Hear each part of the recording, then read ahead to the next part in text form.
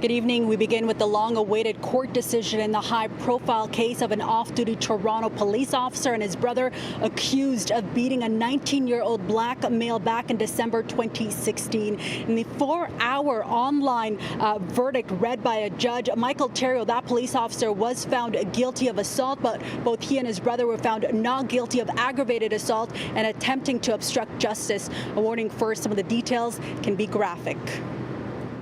No justice! No peace! No justice! No peace! A crowd of Dafonte Miller supporters chanted outside the Oshawa courthouse while Justice Joseph DeLuca delivers his decision.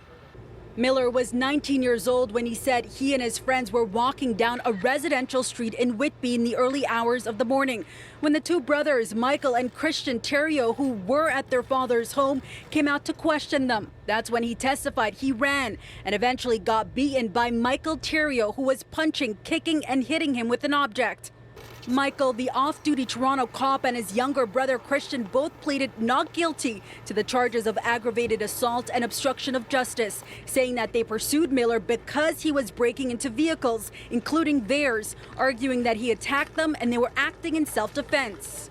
Dafonte Miller testified that he suffered multiple severe injuries following the beating, among them that he was left blind in one eye and needed prosthetics. He had bruising, a fractured wrist, and nerve damage because of the tight handcuffs placed on him by Michael after Durham police responded and provided them. The judge considered two very different versions of what happened that night, noting throughout that there were inconsistencies in the stories presented by both sides, a major one regarding a pipe with blood splattered on it. In reading his judgment, though, the judge noted that there is need to consider the racialized context as he was meticulously combing through the case. Of Michael Theriault, he says, "On the whole, I'm satisfied that Michael Theriault's initial intent was not to conduct an arrest. It was likely to capture Mr. Miller and assault him. He was neither acting in self-defense nor in the course of a lawful arrest. As such, he committed an unlawful assault." He says, though, he's satisfied a pipe was used as a weapon. He, quote, was not satisfied beyond a reasonable doubt that this assault caused the eye injury. Mr. Miller had already suffered the eye injury by that point in the incident. As such, Michael Theriault can only be found guilty of assault and not aggravated assault.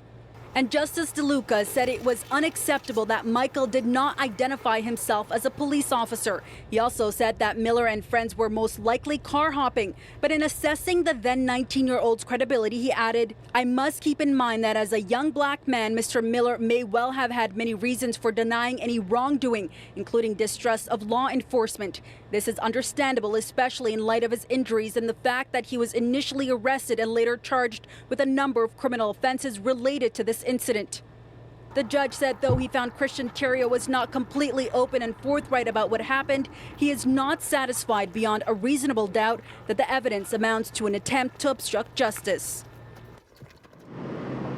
Now, this reading took over 4 hours long. It was over 60 pages. At one point, over 20,000 people were tuned into this live stream. That was also attended by the Theriault brothers. They were seated side by side. They didn't really show a lot of emotions throughout the 4-hour period. Now, meanwhile, Michael Theriault is expected back in court on July 15th. He is currently, during that July 15th court date, they will be talking about sentencing. Now, right now, he is out on bail. He has been suspended with pay from the Toronto Police Services. And following that court decision, we also saw somewhat of an increased police presence here around Toronto Police headquarters, but it has seemed to clear since then.